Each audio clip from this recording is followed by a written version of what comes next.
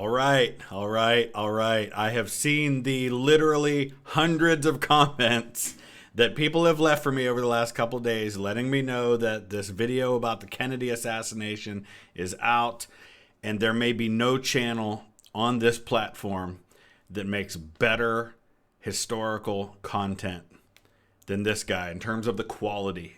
His Jack the Ripper, his stuff on D.B. Cooper that we have reacted to in the past is just first class. The work, the style, the music, the research, it all fits. If you haven't already seen this documentary, the link's in the description. Go watch it first. It's got almost 4 million views already, so I'm guessing you guys have already seen it.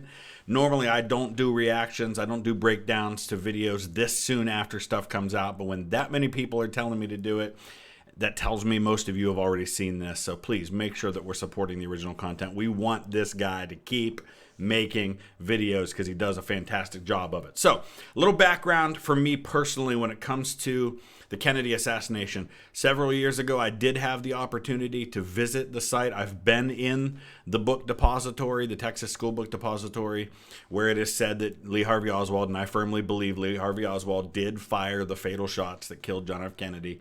I'll offer some feedback on all of that and my perspective having visited that site as we get into these things. I've also visited Lee Harvey Oswald's grave outside of Fort Worth. I've been to these sites. I've got a pretty specific idea in my mind of how this all went down, but I'm curious to see how he presents it. Let's go ahead and dive in. Lemmino.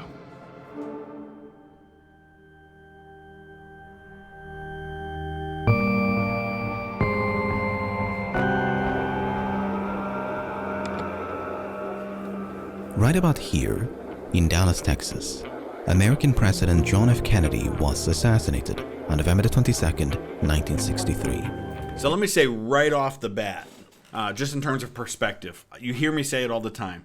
Visiting sites where history happened will change your perspective of those events. And for me personally, visiting Dealey Plaza changed my perspective. It is much smaller than it looks on TV. These areas are not that far apart. And while I couldn't stand in the exact window where Oswald was, you can go in the window above it where there's a museum and you can see what he saw pretty much. And it's a lot closer than it looks. The accused assassin was a man named Lee Harvey Oswald. After being held in custody for less than 2 days, Oswald himself would meet a violent end. According to a subsequent investigation, Oswald had fired 3 rounds from the Texas School Book Depository. Police recovered 3 shell casings and a bolt-action rifle from the 6th floor of the building. But the shooting of Oswald sparked immediate suspicions of conspiracy. Suspicions that persist to this day and have driven most Americans to reject the government's conclusion that Oswald acted alone. That's true. And, you know, when things like that happen, in this case, Jack Ruby shooting Lee Harvey Oswald a couple of days afterwards, that naturally feeds into the conspiracy theory idea. It's quite possible, even likely, that Ruby acted on his own, that he did this because of whatever reason. He was led by some desire to punish Oswald for what he did. And it may be that simple. Sometimes the simplest explanation is the right explanation, but you know how it goes. The arguments for and against conspiracy take many shapes and forms. Far too many, in fact, to do them all justice in a single video. Yeah. Instead, in this video, I want to zoom in and focus on a very narrow slice of this case. Specifically, the events surrounding the Texas School Book Depository. What exactly happened inside this building from where the shots that killed the president are believed to have been fired.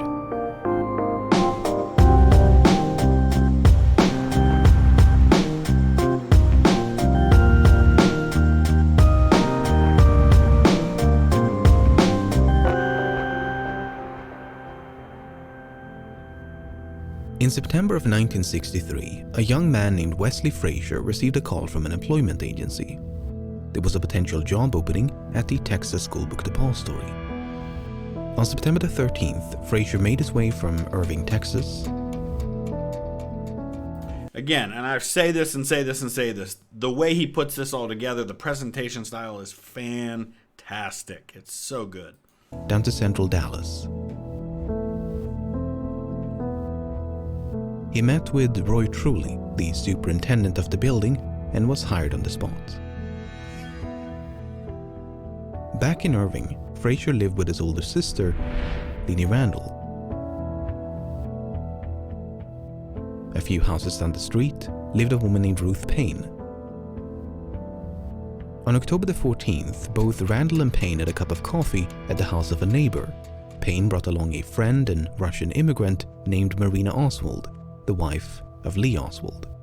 Marina could barely speak any English and had been staying with Payne for a few weeks, partly due to her husband's unemployment. The subject of Lee looking for work and that he hadn't found work for a week came up while we were having coffee. And Mrs. Randall mentioned that her younger brother, Wesley Frazier, thought they needed another person at the Texas School Book Depository where Wesley worked. Payne and Marina returned home, spoke with Roy Truly over the phone, and secured a job interview on behalf of Lee Oswald. So this is kind of interesting because in my mind, I knew that Lee Harvey Oswald hadn't worked at the depository that long. In my mind, I guess, and I've never really dug real super deep into this part of things, like what Oswald was doing before all of this happened. But in my mind, I always had this idea that his getting this job maybe was connected to the president's visit, but I'm guessing maybe they didn't know this soon that the president was going to be visiting. And it seems like this just happens to be a really unfortunate coincidence that Oswald ends up being able to get a job in a building that overlooks the route. So imagine if this conversation never takes place. Maybe Oswald wants to kill Kennedy, but really isn't in a position to do it, or maybe he has to do it in a different way. So it's fascinating to see how little things that seem insignificant at the time and unrelated can end up creating the effect of leading to this unfortunate murder happening. The following morning, he went down to the book depository and began his first day of work on October the 16th. Wow, just like that. A month before. So, an acquaintance with whom Oswald's wife was currently staying had a casual conversation with a neighbor. That neighbor happened to have a brother who recently got employed at the book depository. This prompted his wife to ask the acquaintance to call the superintendent of the building to inquire about any vacancies. Look at that. And I love how he put all that together and laid that out. This is how history happens. History happens like this. Look at the assassination of Franz Ferdinand in 1914. That should not have happened. The initial attack with the bomb and all that failed, and that should have been the end of it, except for Franz Ferdinand making a decision not to leave the city, and his driver making a wrong turn, and the fact that Gavrilo Princip happened to be eating at the exact spot where the wrong turn happens. All of these events unfold to create history as we know it, and sometimes it's just ridiculous coincidence. I told Mrs. Payne that to send Oswald down, and I would talk to him, that I didn't have anything in mind for him of a permanent nature, but if he was suited, we could possibly use him for a brief time. The position was not only temporary, but only existed due to a temporary shortage of staff. It was the end of our fall rush. If it hadn't existed a week or 2 weeks longer, or if we had not been using some of our regular boys putting down this plywood floor, we would not have had any need for Lee Oswald at that time, My goodness. which is a tragic thing for me to think about. And imagine if you are these people involved in this, right? Guys like the depository superintendent or these family members, right? Or this guy that had just gotten a job there. Imagine the guilt they must have felt for this very innocent part that they played in Oswald ending up in this job. But it gets even more tragic because Oswald was not the only one to apply for a job. I might have sent Oswald to work in a warehouse 2 blocks away. Oswald and another fellow reported for work on the same day, and I needed one of them for the depository building. I picked Oswald. Just like that. The randomness that I didn't know any of this. This is crazy. If Oswald was somehow entangled in a conspiracy, and the aim of that conspiracy was for him to become employed at the book depository, this roundabout sequence of events is a very strange way to go about it. And you can imagine if you're a government investigator you're probably starting from the premise that there are no coincidences, right? You're probably looking at all this and you're investigating every one of these people and wondering, okay, were they intentional in getting Oswald this job? How far in advance did he plan this? Rather than just it being an unfortunate series of events.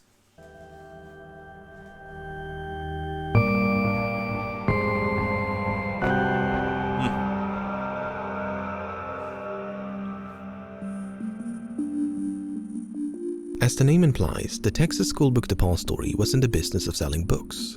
For $1.25 an hour, Oswald's job was to prepare the books for shipping. He did so by filling out forms and transporting cartons of books between the upper floors and the first. The building had 3 elevators, 2 staircases, and was 7 stories tall. In the northwest corner, 1 stairway and 2 freight elevators provided access to all 7 floors. A small passenger elevator near the front entrance stopped at level 4, while stories 1 and 2 were connected by a second flight of stairs.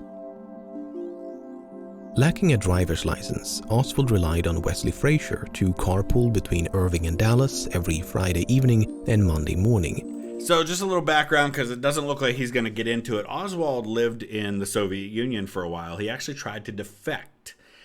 He was definitely a communist sympathizer. And so you can see all the reasons why that would conjure up images of a Soviet conspiracy and KGB involvement. Or, remember, this is during the time in the aftermath of the Cuban Missile Crisis, of the Bay of Pigs, all of that stuff. Tensions are really high between the U.S. and the Soviet Union at this time. And you've got an American who ends up killing the U.S. president, who has ties to the Soviet Union, who's married to a Russian.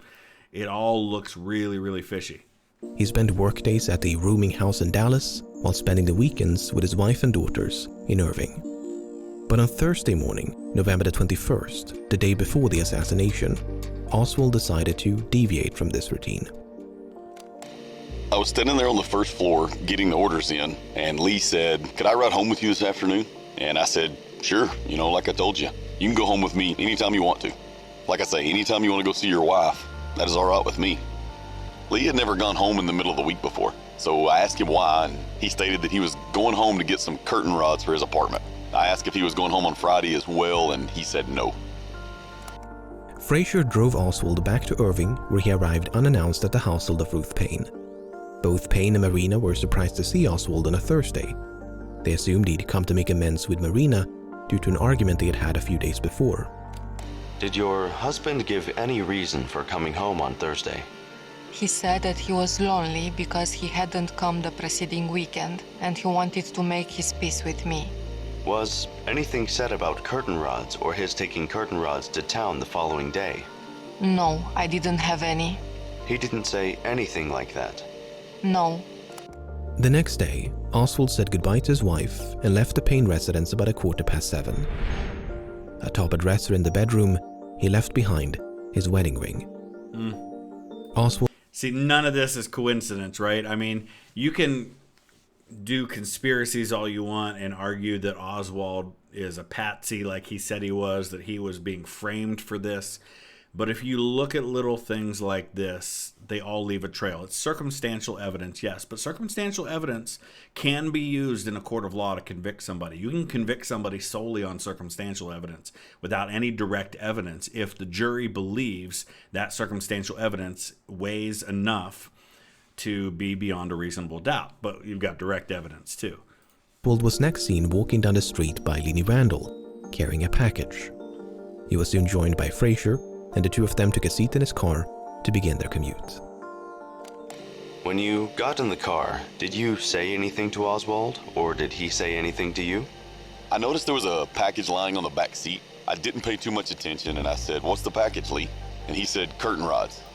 And so this poor Wesley Frazier, I'm curious to know what ended up happening to him in the aftermath of this, because this guy literally drove Oswald with the murder weapon to the spot of the murder. I said, "Oh yes, you told me you were going to bring some today."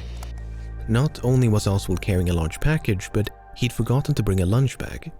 When he rode with me, I say he always brought lunch, except that one day on November 22nd. He didn't bring his lunch that day. Right when I got in the car, I asked him where was his lunch, and he said he was going to buy his lunch that day. They arrived in Dallas a few minutes before 8 o'clock. Typically, they would walk together from the parking lot to the book depository. But on this particular Friday, Oswald grabbed his curtain rods and rushed ahead into the building.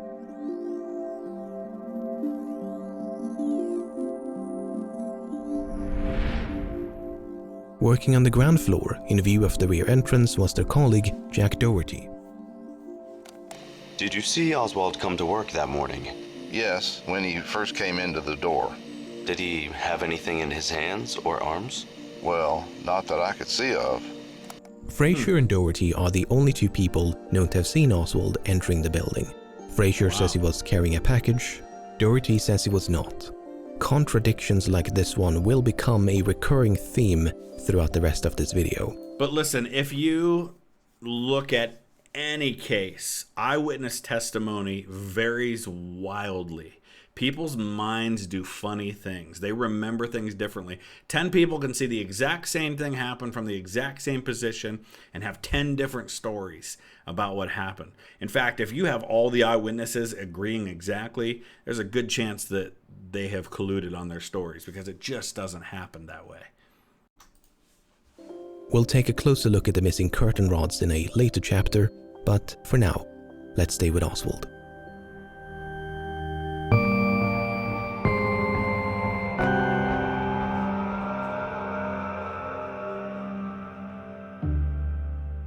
As the morning progressed, Oswald was seen working as normal. Roy Truly described him as an above-average worker who mostly kept himself. In fact, he was a bit of a mystery to his colleagues. On the way back and forth between Irving and Dallas, did you talk very much to each other? No, sir, not very much. He was one of these types that just didn't talk. I was acquainted with Lee Oswald during the time he was employed at the book depository, but I never did get to know him well. He did not mix with the other employees and did not appear to want to make friends with me or any of the others.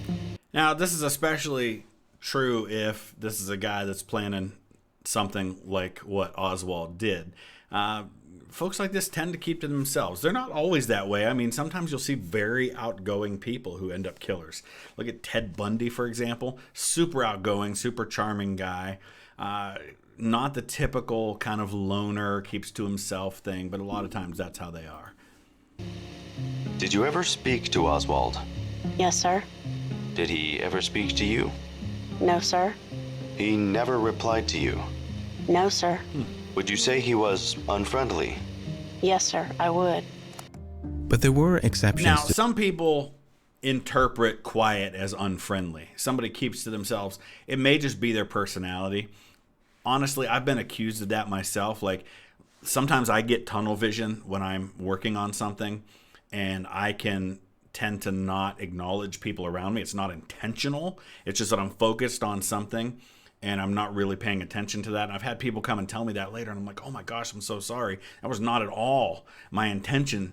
It just came across that way.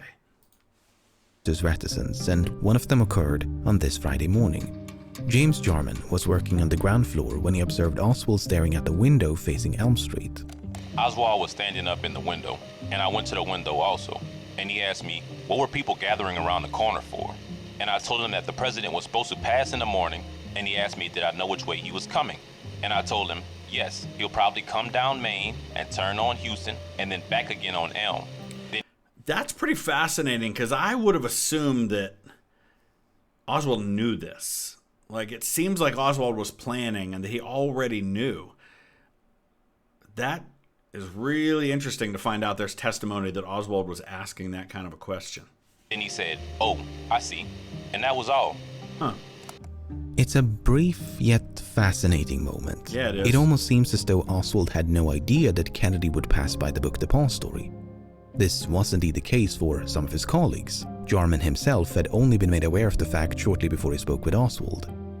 There's no doubt that Oswald knew the president was coming to Dallas, but whether he knew the route of the motorcade is much more difficult to prove. The route of the motorcade had only been finalized a few days before the visit and hinged upon its destination. Kennedy was supposed to attend a banquet in Dallas, but no one could agree on a venue. It came down to two options: the Trade Mart northwest of downtown or the Women's Building to the east. One of the more vocal proponents of the Trade Mart was Texas Governor John Connally, and after much back and forth, he finally got his way on November the 14th. So remember, this is November of 63, so this is the end of the year before an election year. So Kennedy is starting to gear up for his re-election campaign. He's got a Texas senator who became his vice president in Lyndon Johnson.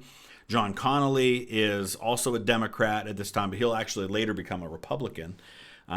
He becomes the Secretary of the Treasury years later. If you look at some money, you'll see John Connally's signature, a facsimile of his signature on the money from the time when he was Treasurer or Secretary of the Treasury. But so this is part of kind of the early stages of his re-election campaign, and so they're wanting the crowds to see Kennedy. He's a Massachusetts liberal, not real liberal, but Democrat, liberal for the time, who's trying to get strong support in the South, which he needs for re-election. Had the Women's Building been selected, the motorcade would have sped through Dealey Plaza, east on Main Street, significantly further away and perpendicular to the book Depository. Not to mention that First Lady Jacqueline would have been seated between the building and the president. Another decision. The selection of the Trade Mart meant that the motorcade would now head west on Main Street and make these turns through Dealey Plaza to reach the northbound lanes on the freeway. Now, these turns could still have been avoided had the motorcade continued like so and not taken the freeway. So just in terms of the conspiracy theories, which I'm sure he'll probably touch on later, this is what they call the grassy knoll right here, right? So the Depository is right here. This is the grassy knoll right here. Abraham Zapruder is going to be standing right there filming. He's super close. Kennedy's going to get hit right about here. There are people who claim that there was somebody up on this overpass firing from the front. But since the freeway was the more scenic and expedient route, it was the more attractive choice. All of that is to say, the success of the assassination was largely dependent upon the selection of the Trade Mart. Wow. It might therefore be tempting to cast suspicion upon Governor Connally, but it should be noted that he rode in the presidential limousine along with the Kennedys and suffered grave injuries during the shooting. Not only that, but Connally was actually opposed to a motorcade and favored a more direct route from the airport to the Trade Mart, a brief trip that would have bypassed Dealey Plaza altogether. He was unfortunately overruled by Kennedy himself, who wanted to see and be seen by the people of Dallas. So again, if this happens a year or two earlier, maybe we're not dealing with this long motorcade route with an open-topped car because you want to be seen by the people. And obviously we know now that they have dramatically changed the way things work with the president, in large part because of this incident. Okay, so all that was happening behind the scenes, but as far as the public was aware, there wasn't even going to be a motorcade. As late as November the 15th, the Dallas Morning News reported that a motorcade seemed unlikely. But the very next day, the parade was finally confirmed. While the precise route followed by maps and detailed descriptions was not officially disclosed until November the 19th, someone familiar with Dallas could have approximated the route a few days in advance. That is to say, the earliest point a member of the public could have deduced that Kennedy would be driven past the book Depository was November the 16th, less than a week before the visit. There's a good chance that Oswald saw these articles because he'd been observed reading political columns in the very same newspapers. Furthermore, we know from other aspects of Oswald's life that he was politically inclined. Well, I have studied Marxist philosophy, yes, sir, and also other philosophers. But are you a Marxist? I think you did admit on an earlier radio interview that you consider yourself a Marxist. Well, I would very definitely say that I am a Marxist. That is correct. But that does not mean, however, that I'm a communist. What is the difference? So here he is just a couple months earlier, right? And he was known to pass out pamphlets and be very active. It wasn't just that he privately held those Marxist beliefs. These were things that he publicly espoused and tried to recruit other people to his cause. Between the two? Well, there's a great deal of difference. Several American parties in several countries are based on Marxism, such as Ghana. Certain countries have characteristics of a socialist system, such as Great Britain with its socialized medicine. These, then, are the differences between an outright communist country and countries which adhere to leftist or Marxist principles. Conversely, Very well a spoken. lack of interest in politics is precisely why at least one of Oswald's colleagues remained oblivious to the motorcade. So while it's understandable for someone apolitical to be taken off guard by a presidential visit, it makes far less sense for someone like Oswald. Yeah, that's true. On That November makes sense. 21st, the day before the assassination that you were describing, was there any discussion between you and your husband about President Kennedy's trip or proposed trip to Texas, Dallas, and the Fort Worth area?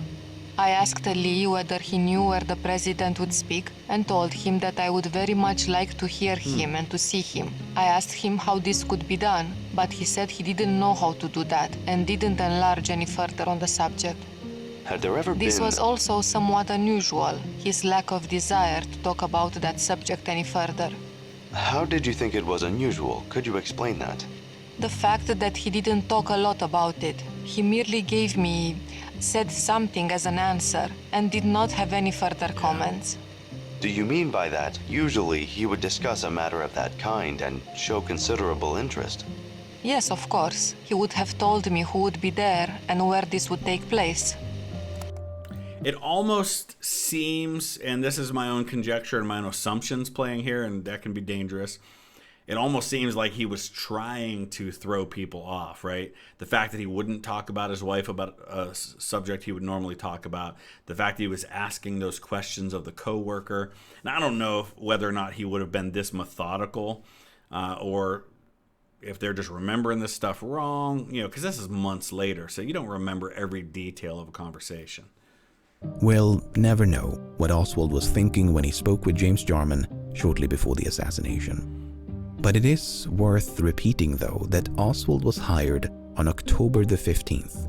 That's a full month before the Motorcade route had been decided, let alone announced to the public. Yep.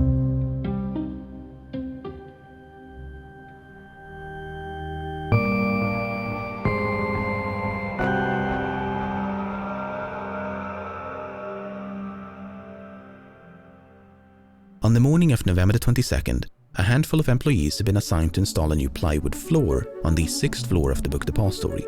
Every once in a while, they would catch a glimpse of Oswald. I saw Lee Oswald shortly before lunchtime. He was by himself with a piece of paper in his hand. I had nothing to say to him, but some of the other male employees teased him and told him he ought to go get a haircut. Lee Oswald just laughed at this remark. Had short hair. Shortly before noon, it was time for lunch. For a bit of fun, they decided to race the two elevators down to ground level. As they began descending, they observed Oswald now standing on the 5th floor. He shouted for them to stop or to close the gate to the elevator upon reaching the 1st floor. Charles Givens then realized he'd forgotten his jacket and cigarettes up on the 6th floor.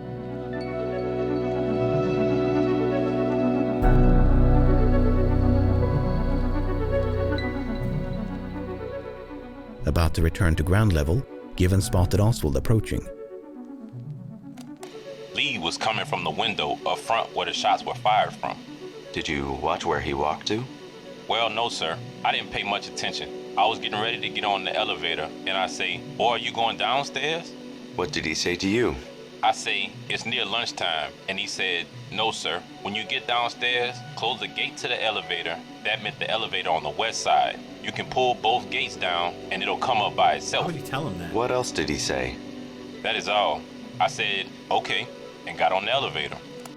And with that, There's no reason for him to think anything is strange about the fact that Oswald was hanging out on the 6th floor and telling him that stuff. It all only seems weird in hindsight after you know what happened. Givens became the last person inside the book Depository known to have seen Oswald before the assassination. At least, that's the official story. The encounter was fixed at 11:55, more than half an hour before the shooting. But other employees claim to have seen Oswald in other parts of the building around the same time or even later than Givens. So again, this goes back to the fact that eyewitness testimony is often quite unreliable. People's timelines are off. People remember things differently. It depends on what they were doing, if they were distracted, how much they're involved in other things, and sometimes they just get it wrong. Givens himself provided conflicting accounts. But I'm getting ahead of myself. This encounter notwithstanding, Givens was not the last person to visit the 6th floor. Shortly after Givens had left, Bonnie Williams grabbed his lunch and went upstairs. He sat down right about here to await the president's arrival. Now, when you were sitting by the window, could you see down towards the southeast corner? No, sir. I couldn't see anything as I remember there. About the only thing that I could see from there would be the top edge of the window because the boxes were stacked up. Did you see anyone else up there that day? No, I did not. The southeast corner is the location from where the shots that killed the president are believed to have been fired, the so-called sniper's nest. Williams says he was alone, but admits his view was obstructed by tall stacks of boxes. Meanwhile, down by the main entrance, someone was attempting to gain access to the building. I met an elderly white man at the entrance of the building who asked me to direct him to a restroom. The man was very old and feeble and could hardly make it up the steps. About 5 minutes later, I saw this man leave the building and enter an old Buick automobile with 3 elderly white women. The Buick then drove away. Did you see him talk to anyone in the building? No, he went straight out. This individual was never identified and is the only unknown person known to have entered the book depository before the shooting. But yeah, that's complete coincidence. It could just be a situation where they were looking for somewhere to go to the bathroom, and it probably happened 20 times a day in different buildings in downtown Dallas. It just so happens that this is the building that's going to matter, and so people are going to remember every little thing that they encountered or experienced that day. After finishing his lunch up on the 6th floor, Bonnie Williams heard the voices of James Jarman and Harold Norman emanating from the floor below. Feeling a bit lonely, Williams went down to the 5th floor and joined his 2 colleagues. The exact time of Williams' departure is unclear, but it was likely no more than 10 or even 5 minutes before the shooting. On the grounds below, a sea of spectators lined the streets of Elm in Houston. Every once in a while, one of them would glance up at the book depository. Indeed, Jarman, Williams, and Norman were spotted on multiple occasions, leaning out the far east windows on the 5th floor. But movement could also be seen on the floor above them, a floor that, by all accounts, was now supposed to be empty.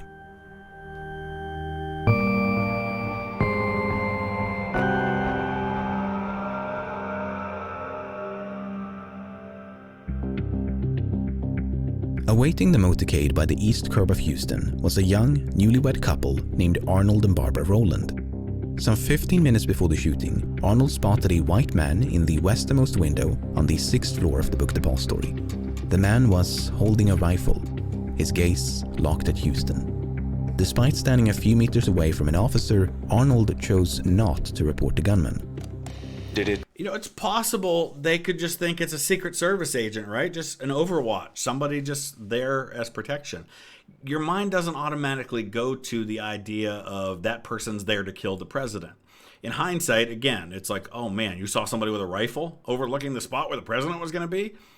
But there's no reason to think anything of that. There hadn't been a presidential assassination at this point for 62 years. Ever enter your mind that you should go and tell the policeman of this sight or this vision that you had seen? Really, it didn't. It never entered your mind?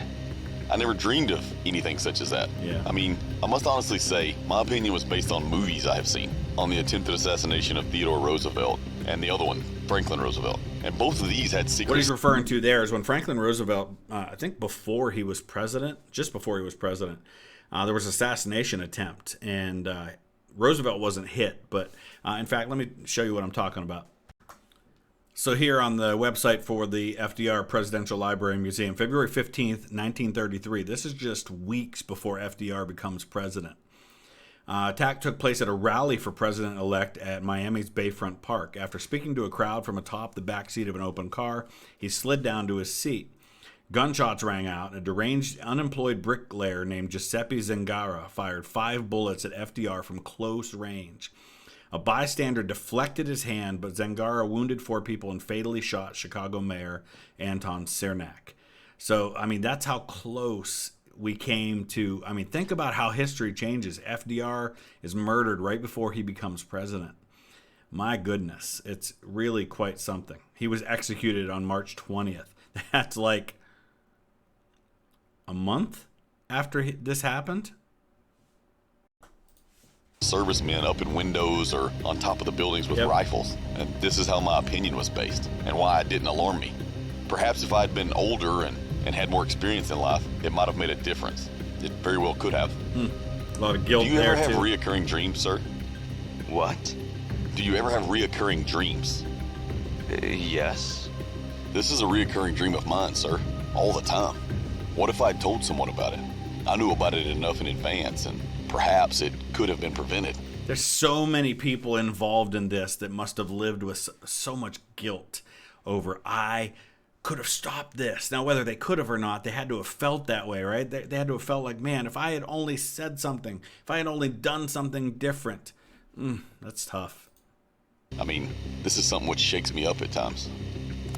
If Roland's recollection is accurate, it stands in direct conflict with that of Bonnie Williams, who claimed to have eaten lunch on the same floor at the same time. Williams neither saw nor heard anyone, despite having an unobstructed view down to the southwest corner of the building where Roland claimed to have seen the gunman. A few minutes later, a different spectator named Howard Brennan spotted a white man pacing to and fro the easternmost window on the 6th floor. At 12:30, the presidential limousine emerged from behind a building and began driving north on Houston. And all of this is on film, right? It's not just the Zapruder film of those final moments. A lot of this stuff is on film from different people who recorded that day. As the car made a sharp left turn at Elm, a high school student named Amos Ewens glanced up at the book Depository and caught sight of a protruding metal rod.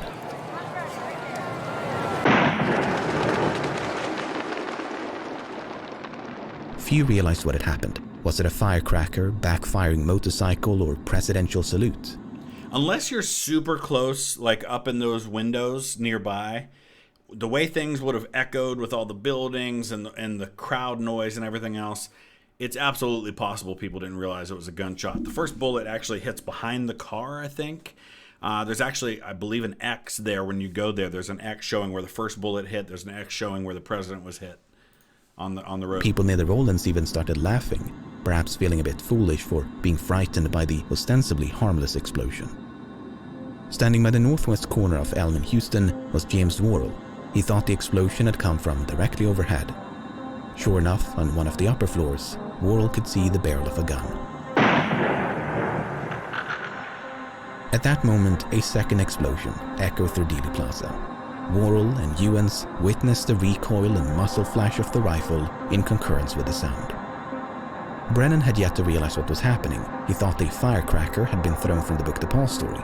He looked up, and the man he'd seen pacing only minutes before was now aiming down the sights of a rifle. It's not known for sure, but it is believed that President Kennedy has been shot. So again, here's a good perspective. Here's what they call the grassy knoll, right? And Zapruder is right here, standing there on top of that, and it's super close. I have a video I shot from the site. The quality's not the best. It was years ago, and I did it all on my phone, which at the time didn't have a great camera on it, but I'll throw up a link at the end if you want to see the video that I made from the site. Kennedy and Texas Governor John Connally shot by an assassin today in Dallas, Texas. Brennan could only recall hearing 2 shots, but his testimony implies he might have heard 3. He confusingly said he saw the gunman fire the last shot, yet denied seeing the discharge of the rifle. Again, eyewitness testimony, super inconsistent. Immediate aftermath of the shooting, the rifle was seen by a handful of witnesses as the gunman cautiously withdrew from the window. The rifle, or what looked like a rifle, was drawn fairly slowly back into the building, and I saw no one in the window with it. I didn't even see a form in the window.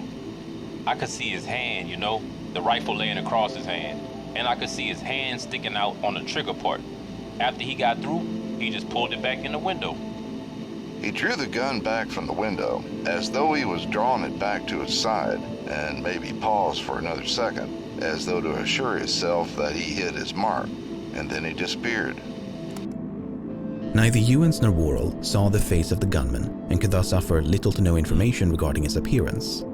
Arnold was quite some distance away, yet furnished a basic description of the man he'd seen about a quarter of an hour before the shooting, a description that was quite similar to the one provided by Brennan, who got the best look at the gunman.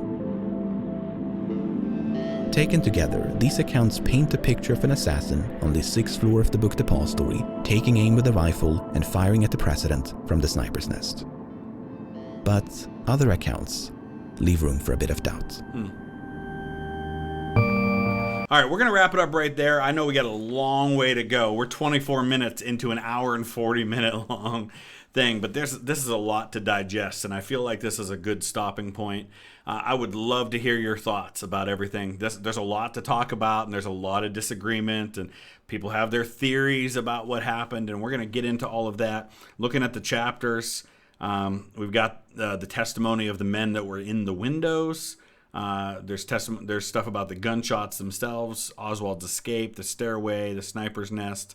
Obviously, there's a lot more to the story of what happens with Oswald after he leaves the depository, but we're really kind of focused on the depository itself, which I love that he's kind of taking this kind of micro view at one specific part of this story.